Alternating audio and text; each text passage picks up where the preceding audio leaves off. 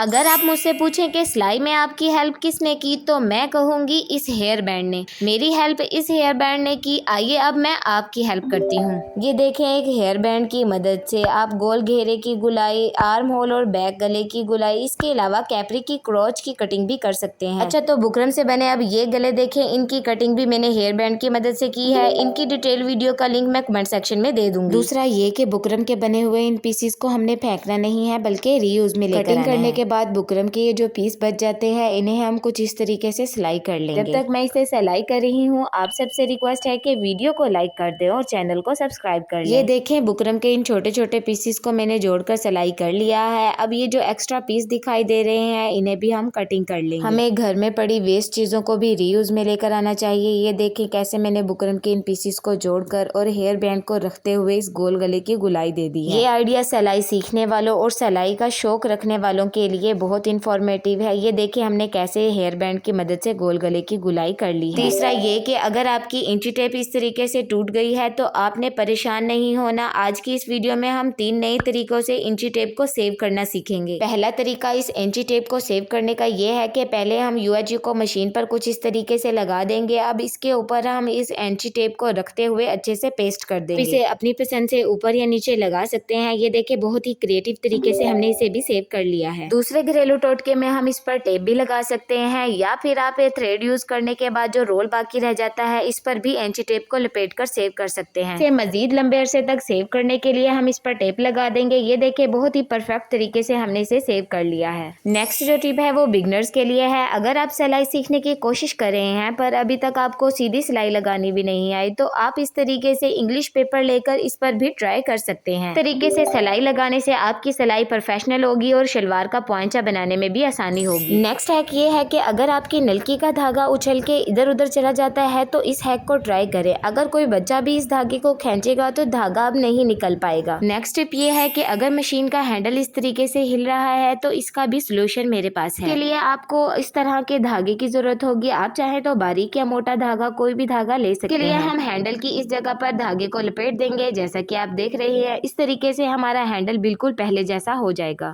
Next ٹپ میں ہم اس watch کو ری یوز میں لے کر آئیں گے۔ یہ واچ اب میرے استعمال میں نہیں تھی تو میں نے سوچا اس کو بھی ری یوز کیا جائے۔ یہ سلیکون کی واچ ہے جس کے سوراخوں والی سائڈ کو ہم کٹنگ کر کے علیحدہ کر لیں گے۔ یہ دیکھیں ہمارا بہت ہی پیارا آرگنائزر تیار ہو چکا ہے۔ آپ چاہیں تو اسے مشین پر بھی ہینگ کر سکتے ہیں یا پھر ایسے بھی اسے سیو کر سکتے ہیں۔ واچ کی بچی باقی سٹرپ کو بھی ہم نے ویسٹ نہیں کرنا بلکہ ری یوز میں لے کر آنا ہے۔ اس سٹرپ کو ٹیپ کی مدد سے کچھ اس طریقے سے ایڈجسٹ کر دیں گے۔ یہ دیکھیں مشین سے سلائی لگانے کے لیے یہ ایک پرفیکٹ ٹول بن چکا ہے۔ ایسے ہی یونیک اور اسٹائلش آئیڈیاز کے لیے کریٹو بائی سمیہ کو سبسکرائب کر لیں۔ اللہ حافظ۔